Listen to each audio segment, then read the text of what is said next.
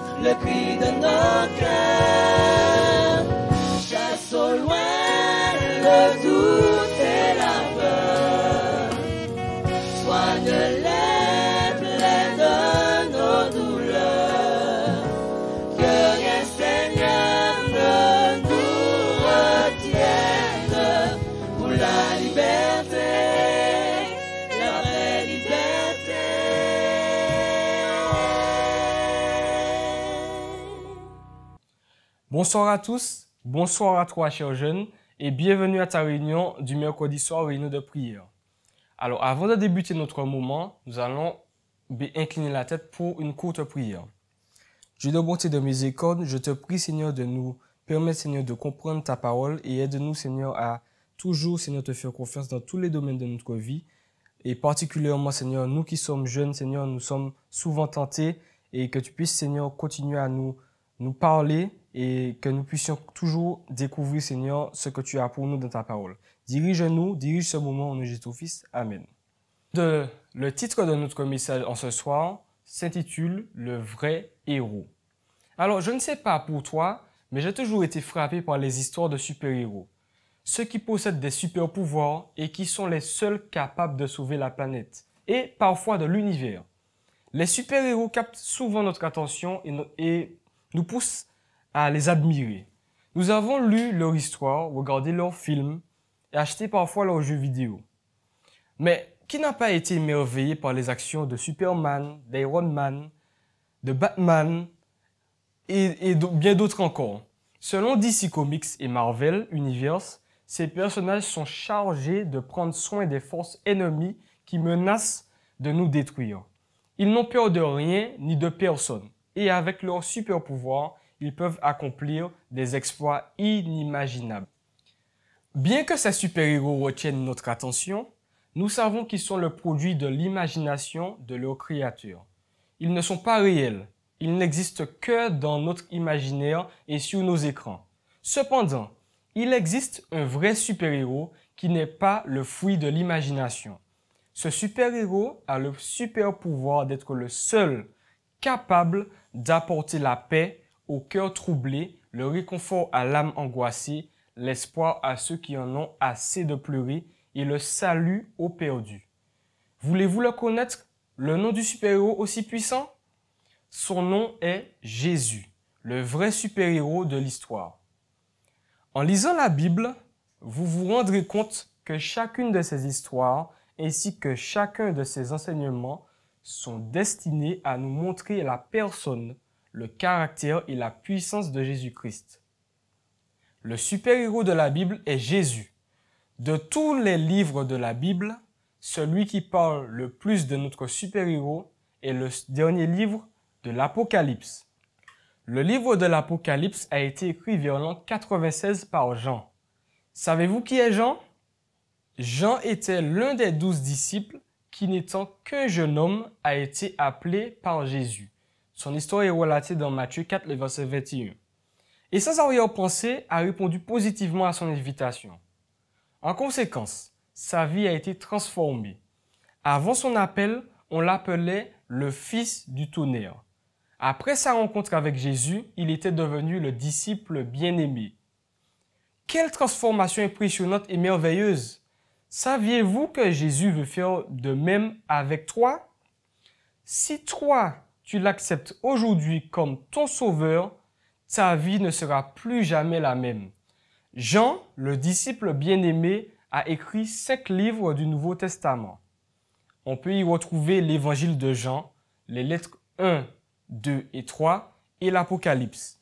Mais saviez-vous, beaucoup de jeunes aiment seulement lire l'évangile de Jean et non l'Apocalypse. J'ai même entendu des jeunes dire que l'Apocalypse est un livre difficile à comprendre, ce qui n'est pas faux. Il est plein de symbolisme, de nombres mystérieux, de codes secrets et de clés cachées. D'autres m'ont encore avoué qu'ils n'aimaient pas l'Apocalypse parce que cela ressemble à un film d'horreur où il parle de bêtes sauvages, de dragons, de mort, de peste, de maladie, de douleur, de destruction. Mais serait-ce vrai? L'Apocalypse est-elle un livre de terreur et de mystère caché? L'Apocalypse n'est pas un livre de terreur. Bien au contraire. L'Apocalypse est un portrait tout en couleur de Jésus-Christ, mettant l'accent sur le triomphe de l'amour de Dieu. Apocalypse 1, verset 1 à 3 atteste la révélation de Jésus-Christ pour Jean pour la fin des temps. Le mot anglais révélation est la traduction du mot grec apocalypsis et signifie littéralement dévoiler ou découvrir. Avez-vous déjà vu une œuvre d'art dévoilée? C'est une occasion importante au cours de laquelle quelqu'un tire une corde et, pour la première fois, l'œuvre d'art est publiquement vue comme l'artiste l'a voulu. C'est exactement ce que signifie le mot révélation. c'est enlever le voile pour que l'image de Jésus-Christ apparaisse dans toute sa splendeur et sa gloire. C'est pour cette raison que dans chacun des 22 chapitres de l'Apocalypse, Jésus-Christ est le protagoniste qui apparaît en adoptant des noms différents et en exerçant des fonctions différentes. Notre super-héros est mentionné avec plus de 38 noms différents et titres descriptifs. Dans les 3 premiers chapitres seulement, il est mentionné de diverses manières, 137 fois. Et tout au long du livre, il y en a environ 250 références à sa grande personne. On retrouve alors notre super-héros. Le premier et le dernier, le Fils de Dieu, le Saint et le Vrai, le Lion de la tribu de Juda, la Parole de Dieu, le Roi des rois et Seigneur des seigneurs, l'Alpha et l'Oméga. Quelles sont les superpuissances que l'Apocalypse met en évidence de Jésus-Christ? Il y en a beaucoup, mais permettez-moi de vous présenter seulement 3 d'entre eux. Commençons par parler de notre super-héros étant Dieu le Créateur. Dans Apocalypse 3, le verset 14, il nous est dit que Jésus est l'Amen, le témoin fidèle et véritable, le commencement de la création de Dieu. Jésus est le commencement de la création. Cela signifie-t-il qu'il est un être créé? Certainement pas. Le mot commencement utilisé dans ce verset nous vient du mot grec archi, qui signifie créateur ou dirigeant. Notre super-héros est le créateur, l'initiateur et le maître suprême de la création. Regardons ce que Jean lui-même a écrit concernant la divinité de Jésus. Au commencement, la parole existait déjà. La parole était Dieu et la parole fut Dieu. Elle était au commencement avec Dieu. Tout a été fait par elle et rien de ce qui a été fait n'a été fait sans elle. Dans Jean 1, versets 1 à 3. Puisque nous savons que notre super-héros est le Créateur, parlons de certains de ses attributs. Saviez-vous que tous les noms et titres que Jésus a adoptés dans le livre de l'Apocalypse, il y en a un qui est son préféré? Curieusement, c'est le nom d'agneau. L'Apocalypse utilise ce nom 28 fois pour se référer à Jésus. Il nous est un peu étrange que ce soit le nom de l'Apocalypse utilise le plus pour nous parler de Jésus. Car l'image d'un agneau nous fait penser à la fragilité et à la vulnérabilité. Je n'ai jamais entendu parler d'une équipe de basketball, de baseball ou de football utilisant un agneau comme symbole. On entend parler des Bulls ou des Timberwolves, mais je n'ai jamais entendu parler d'une équipe appelée The Lamb of New York, l'agneau de New York. Pouvons-nous imaginer ce que ressentiraient les fans? Personne ne serait jamais fan d'une équipe portant ce nom. Mais il est important que nous comprenions que Dieu agit très différemment de nous, les êtres humains. Alors que dans la culture populaire, l'image d'un agneau est un symbole de faiblesse, dans la Bible, c'est un symbole de puissance et de victoire. Par exemple, dans l'Apocalypse chapitre 5, l'agneau est décrit comme suit. « Puis je vis au milieu du trône et des 4 êtres vivants et au milieu des anciens, un agneau debout comme offert en sacrifice. Il avait 7 cornes et 7 yeux, qui sont les 7 esprits de Dieu, envoyés par toute la terre. » Dans le verset 6, dans ce verset, nous voyons l'agneau comme ayant 7 cornes et 7 yeux. Peut-être sommes-nous un peu confus et nous nous demandons, mais qu'est-ce que cela signifie? Il est de la plus haute importance que nous comprenions que l'Apocalypse a été écrite en utilisant des symboles et pour comprendre les symboles, il est nécessaire de les comparer avec le reste de la Bible. Les cornes dans le langage prophétique biblique représentent le pouvoir, la force, l'honneur et l'exaltation. De même, les yeux sont un symbole de connaissance et de sagesse. D'autre part, dans la Bible, le chiffre 7 est un symbole de perfection. Ainsi, l'image des 7 cornes représente le pouvoir parfait omnipotent. Pour sa part, l'image des 7 yeux renvoie à la connaissance parfaite, c'est-à-dire l'omniscience. Loué soit le nom de Dieu. Notre super-héros peut tout faire et sait tout. Sa puissance et ses connaissances sont parfaites. En lui, il n'y a ni faiblesse ni défaite. Il est éternel et tout-puissant. Enfin, l'Apocalypse nous dit que notre super-héros est puissant à sauver. L'Apocalypse, au chapitre 5, le verset 9 et 10, fait état de l'agneau. Et il chantait un cantique nouveau en disant, « Tu es digne de prendre le livre et d'en ouvrir les sceaux, car tu as été offert en sacrifice et tu as racheté pour Dieu et pour le sang des hommes de toute tribu, de toute langue, de tout peuple et de toute nation. Tu as fait d'eux des rois et des prêtres pour notre Dieu, et ils régneront sur la terre. Jésus a été sacrifié pour vous et moi, et grâce à son sacrifice, nous avons été libérés de la condamnation et de la mort éternelle. Notre super-héros est le témoin fidèle, le premier-né d'entre les morts et le chef des rois de la terre. À celui qui nous aime, qui nous a lavés de nos péchés, par son sang et qui a fait de nous un royaume, des prêtres pour Dieu son Père. À lui soit la gloire et la domination au siècle des siècles. Amen. Il nous est relaté l'histoire de John Franco. Enfant, il a perdu ses parents dans un terrible accident. À cause de cette tragédie, il a dû vivre avec ses grands-parents. Mais à l'âge de 17 ans, il a quitté la maison et s'est rendu dans le comté de Brooklyn, à New York. Là-bas, il est devenu membre d'un gang et à tout juste 20 ans, il a été condamné à 2 ans de prison pour vol à main armée. En prison, il est tombé dans une profonde dépression.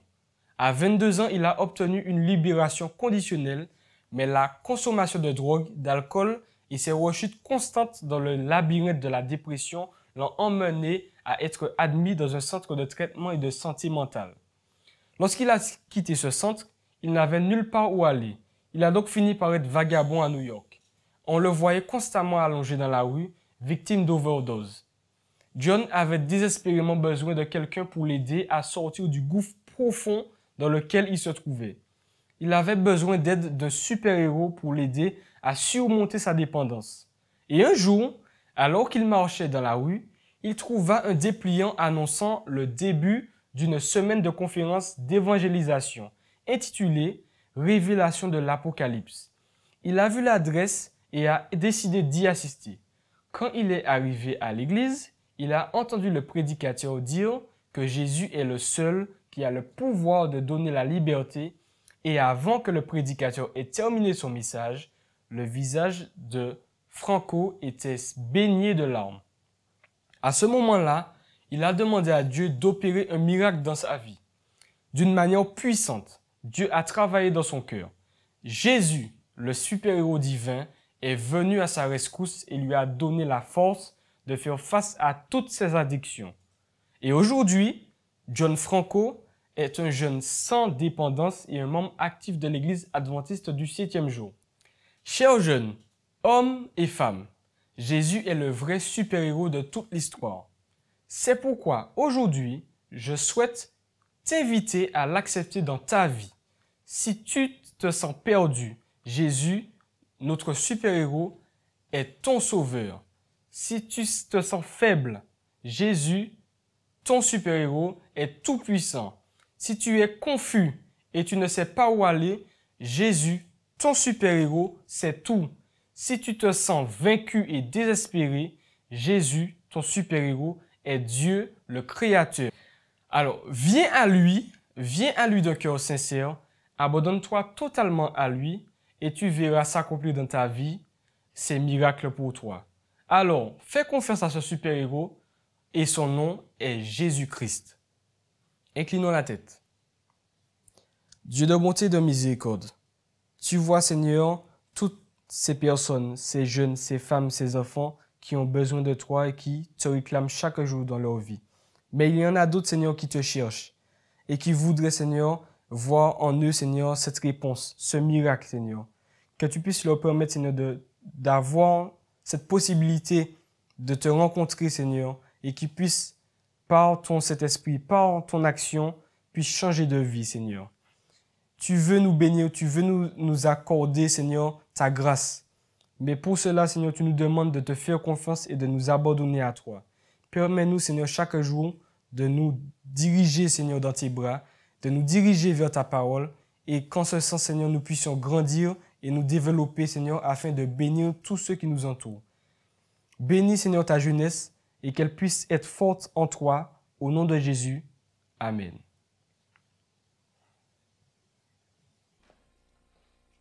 Je vous invite à vous tenir debout et à entonner avec nous notre chant thème pour la liberté. Ô Seigneur, nous savons que nous t'appartenons et nous savons que ton amour pour nous est sans fin.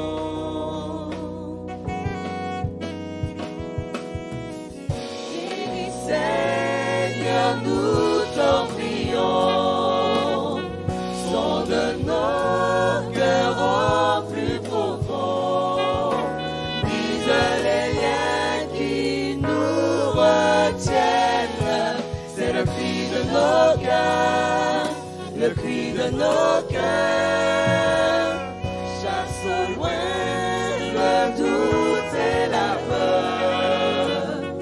Soigne-les plaies de nos douleurs. Que rien, Seigneur, ne nous retienne pour la liberté, la vraie liberté.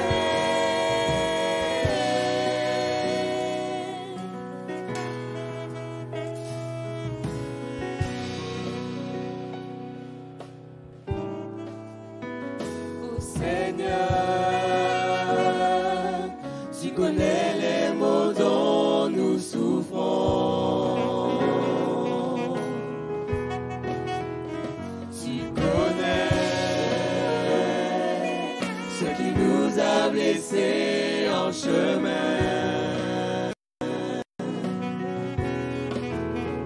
Et tu vois les routes qui nous détournent de ta gloire. Pour cela, à tes pieds, Seigneur, nous nous tenons. Nous voici devant toi. Guéris, Seigneur, nous t'en prions. Sonde notre cœur au plus profond. Brise les liens qui nous retiennent. C'est le cri de nos cœurs, le cri de nos cœurs. Chasse au loin le doute